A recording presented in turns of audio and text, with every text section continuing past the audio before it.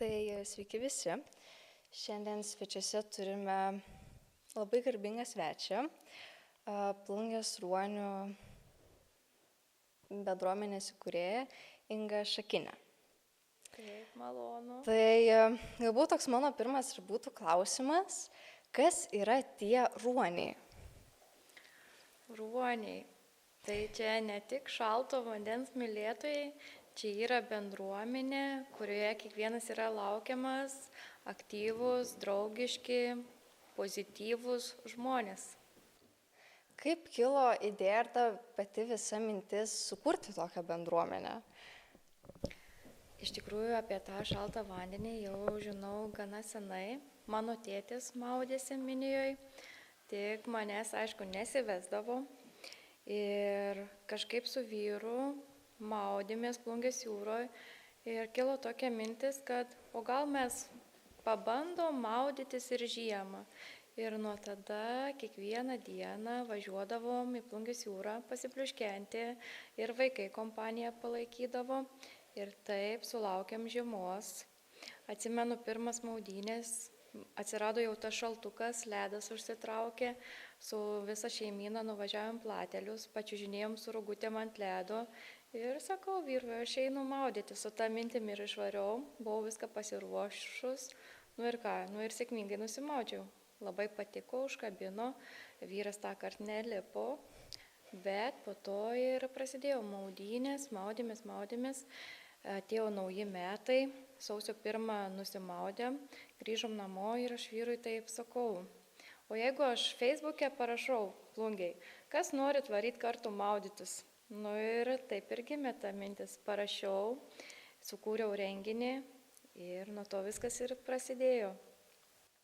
Dabar tas jūsų pats pirmas įlipimas į tą vandenį, kaip pasakojot, Plateliuos. Ar jisai buvo toks grynai spontaniškas, kad, kodėlgi ne, ar jūs jau tam ruošitės? Jau čia buvo viskas suplanuota, kad aš maudysiuos, turėjau ir kirvuką pasiėmus, ekite išsikirst, ir maudimuką, ir rankšluostį, ir nusiteikimas, viskas jau buvo, žinojau, kad tai bus. Ir aš esu labai iš tikrųjų nesportininkė, labai, sportas ir ne man, aš labiau tokia esu prie meno ir visa kita. Tai man įdomu, kiek tai kainuoja fizinio to pasirengimo, bet aišku ir emocinio, nes čia yra ir daug psichologinių turbūt dalykų lysti tokį šaltą vandenį ir čia yra be galo didelė ištvermė.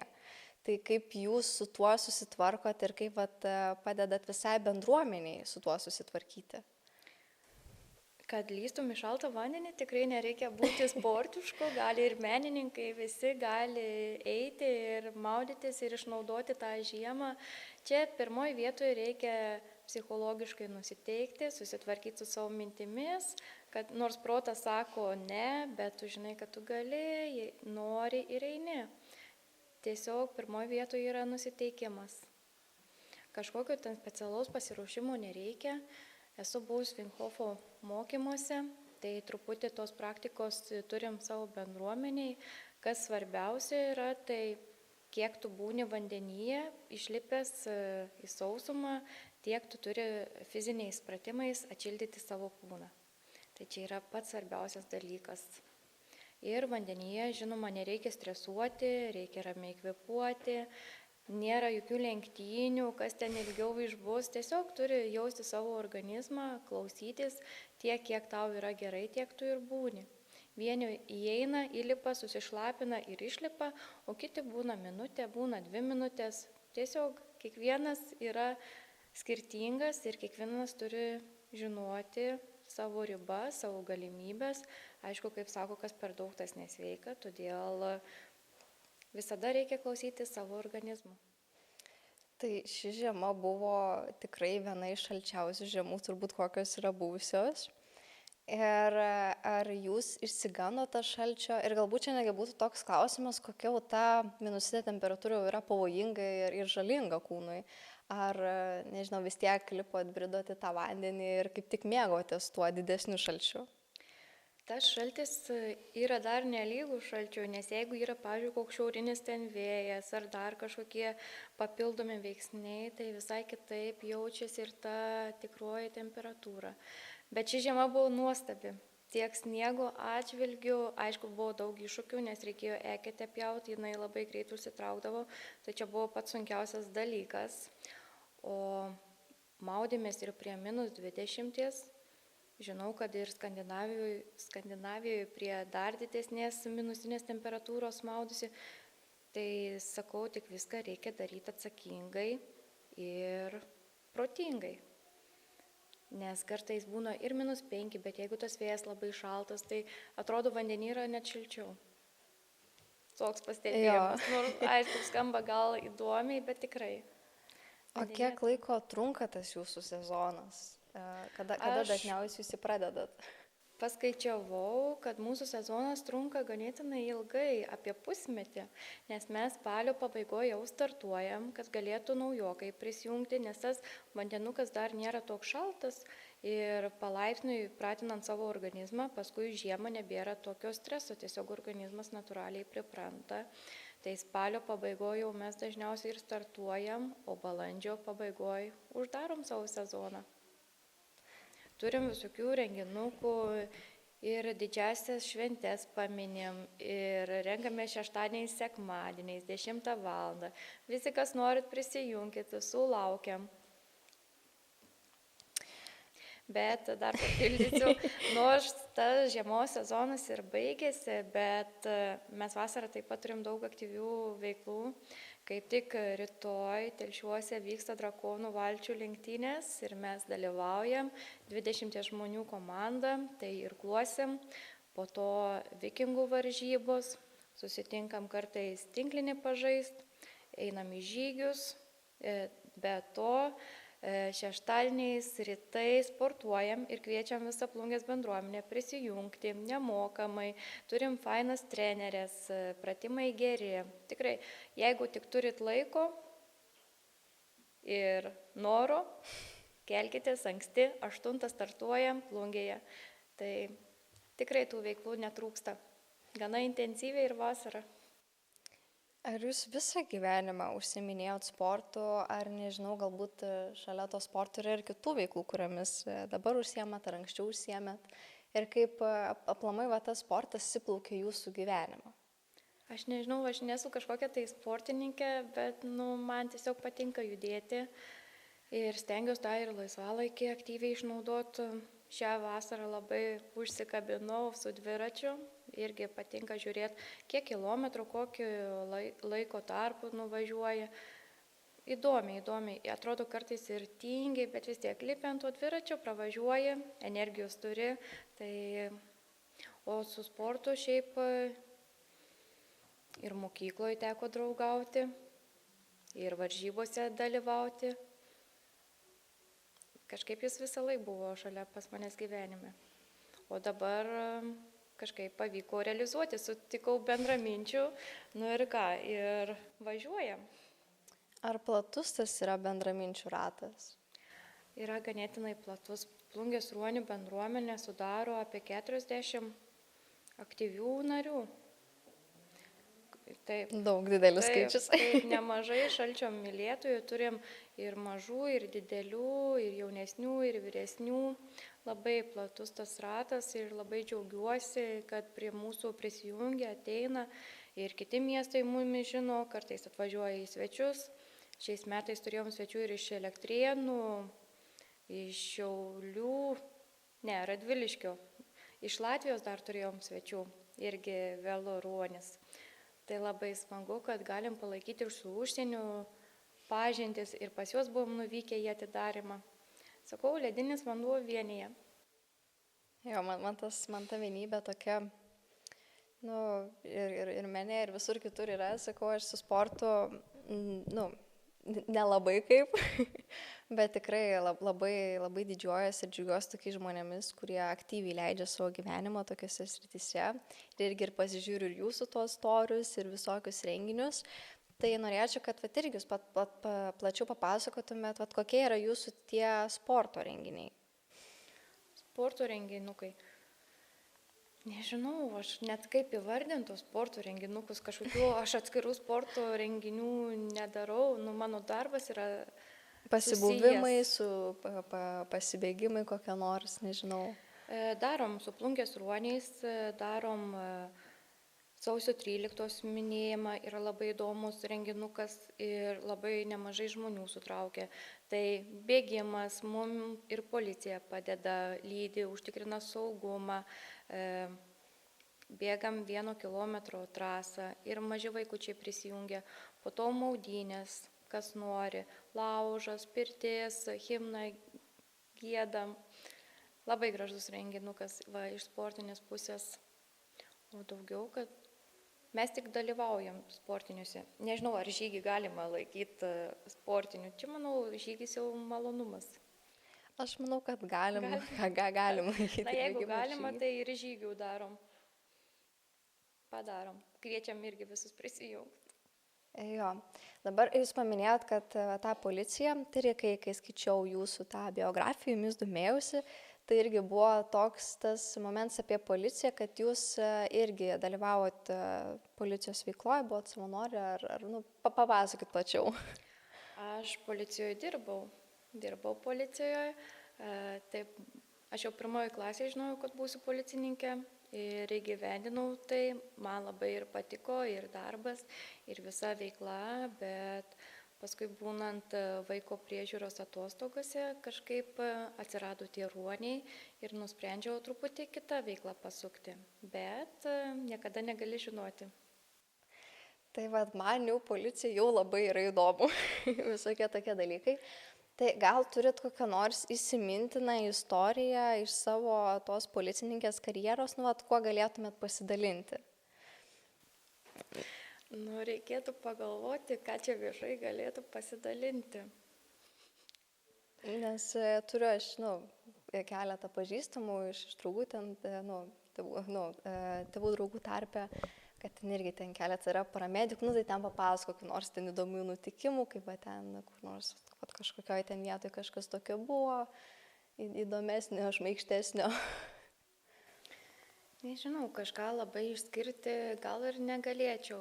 Man aplamai tas darbas patiko, buvo nemonotoniškas, įdomus, visada stengiausi padėti žmonėm. Kiekvienas įvykis irgi būdavo skirtingas ir savaip gal įdomus. Kažką labai konkretaus išskirti negalėčiau. Ar be ruonių turit kokio nors daugiau dar hobių, ar nežinau, pomėgių, galbūt mėgstat megzti, nerti, kažką tokio daryti, ar esat pilnai įnėrusi sportą? Beveik visus savo hobius esu realizavusi ir perkelusi į plunkės ruonius, ką aš mėgstu, tą ir jiems siūlau. Kaip minėjau, žygiai, važinėjimas su dviračiu. Dabar atradau vikingų plaukimą, tai ir pačiai labai patinka. Turim 2 komandas, vyrų ir moterų. Tai to laisvalaikio nelabai ir belieka. O kas lieka, aišku, visada pirmoje vietoje yra šeima, vaikai. Bet juos irgi stengiuosi įtraukti į savo veiklas. Visados būna sunkiausia ta pradžia, būna sunkiausia pradėti ir visi dvejoja, kaip čia bus, ar pritrauk žmonių. Tai ar jūs bijojo to nepasiekimo, ar žinojot, kad žmonėm to reikia ir kad jie eis iškart ir bus tas būrys, bus ta bendruomenė, ar kaip rinko žmonės? Ne, aš visiškai niekada nebūčiau pagalvojus, kad išauksim į tokią bendruomenę, į tokią aktyvę. Pirmas renginys, iš tikrųjų, jau kai artėjo tas maudynių laikas, buvom su vyru dviese ir toks jauduliukas, galvoju, ar čia bus kažkas, ar nebus. Vyras sako, viskas ok, jeigu kas dviese maudysimės. Ir pradėjo ten toj aikštelėje rinktis mašinos ir jos tiesiog nebetilpo, galvoju, wow. Tada tos maudynės, tada didžiųjų švenčių minėjimai, tada žygiai, plaukimai, taip ir išsirutuliavom įvairiuose konkursuose dalyvavimas išvažiavimas į kitus miestus, tai tikrai niekada nebūčiau pagalvojus, kad taip visi vieningai ir tokia didelė bendruomenė būsim. Jo, iš tikrųjų labai man pačiai yra gražu klausytis, nes tikrai yra kartais gaila tų žmonių, kurie turi galvoje tas idėjas, bet bijo eiti ir daryti. Taip, ir man, sakau, buvo tokia, ar čia rašyt, ką čia gal kiti pagalvos, bet galvoju, koks skirtumas, ką kiti pagalvos, paimsiu ir parašysiu. Nes kad mes maudomės, tai aš dėdavau į Facebooką irgi tenais daug ir parašydavau jų šaunuoliai ir vietinių plungiškių. Tai galvoju, pabandysiu ir pabandžiau ir dabar turim šaunę bendruomenę. O koks yra tas amžių vidurkis, kuris renkasi tos plungišruonius, ar jis yra visiškai skirtingas? Nežinau, koks yra jūsų jauniausias narys? Yra įvairiai, tėveliai atsiveda savo vaikučius, yra ir 5 metų, bet nepastoviai, ir 7, o vyriausias yra 84, man atrodo. Taip. Oho. Labai aktyvus žmogus, Sauliau, linkėjimai. Tai tikrai smagiai, kad labai įvairaus amžiaus prisijungia. Tėveliai, žinoma, vaikučius atlydi ir kartu maudosi. Tai aš ir šiaip manau, kad patys turim būti pavyzdys vaikam, o ne kalbėti, nepasakoti, o tiesiog rodyti savo pavyzdžių. Jo, nes daug tikrai manau, kad yra tėvų, kurie vaikams sako, tai tu eik ten tą daryk, o patys, ta prasme, neužsiema tą fizinę veiklą. Taip, ir nedaro. Taip, tai džiugu girdėti, kad jūs labai traukit savo vaikus į visą šitą veiklą ir labai jumis palaikau šitoje vietoje. Smagu girdėti, lauksim prisijungiant. Prieš kiek metų susibūrė jūsų visa šita bendruomenė? Kada jūs viską pradėjo daryti? Dabar tiksliai nepasakysiu, bet jau einam į 3 sezoną. Tai kažkur karantino. Sausio 1 savaitgalį švęsim 3 metus. Oho. Eina greit laikas. Tai aš dar gana jauna organizacija. Ir labai smagu, kad yra tokių žmonių, kurie išliko iki šių dienų, kurie atėjo į 1 renginį ir iki pat dabar eina kartu. Tai labai smagu, kad jau 3 metai toj bendruomeniai. Ir smagu, kad yra įvairūs renginiai ir kiti padeda, prisijungia. Šiaip, kai pradėjau daryti tos renginius, jie buvo nemaži, prašydavau ir pagalbos, kad kažką tai žmonėm padaryti smagiau, įdomiau. Esam turėję ir muzikantą prie kėties, ir troškinius virdavo. Tai labai esu visiems dėkinga, kas prisidedat, kas prisidėjo, tai iš tikrųjų, kad palaikot. Labai smagu, nes kai yra mintis ir kai yra kas palaiko, kas padeda, tai daug žmonių galim padaryti laimingesniem, parodyti, kaip gali būti kitaip, kad nereikia čia kažkokių didelių investicijų, kad kiekvienas yra laukiamas. Tai manau, ta bendrystė, toks paprastumas mus ir vienyje. Kaip savivaldybė palaikė visą šitą idėją ir tos aukščiausios, pavadinkim taip pagarbiai, plungės institucijos? Manau, kad palankiai žiūri. Yra atvykę ir į renginuką, ir nusimaudę. Tai manau, kad tikrai palankiai palaiko mus.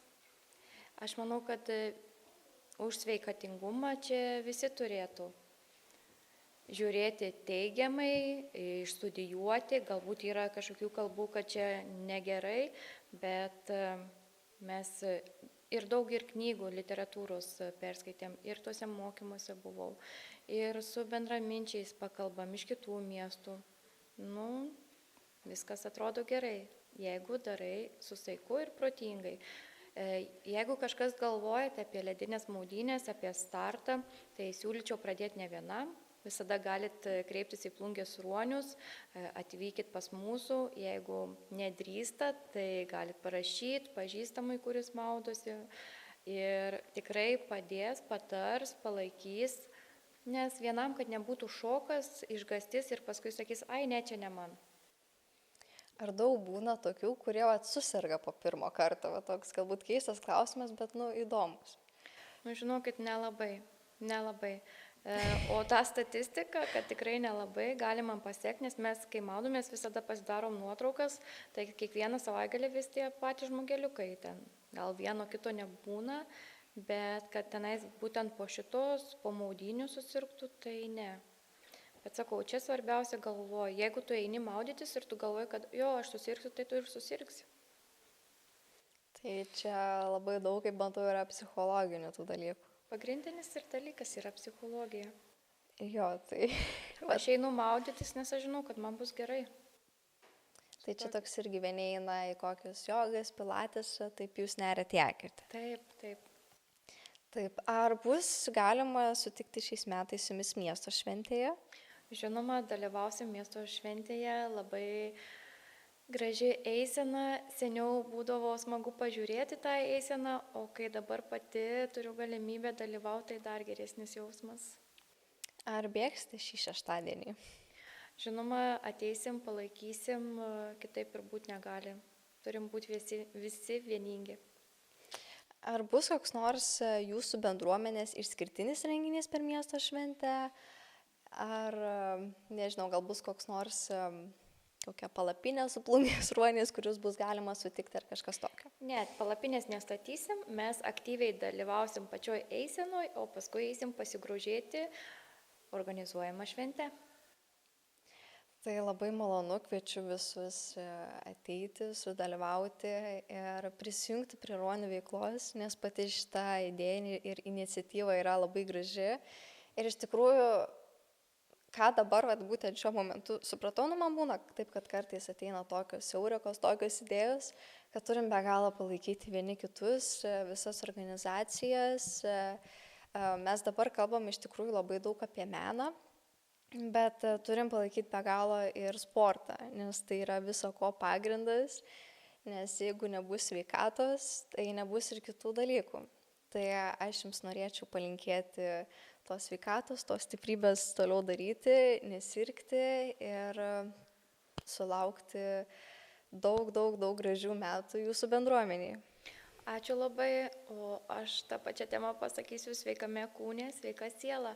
Todėl tikrai sportuokim, judėkim, būkim aktyvus, išnaudokim savo laisvalaikį, nesidėkim ant sofos, ta sofa visada palauks, geriau išeikim, bendraukim, būkim su bendraminčiais ir tikrai gyvenimas nusidažo visokiom spalvom.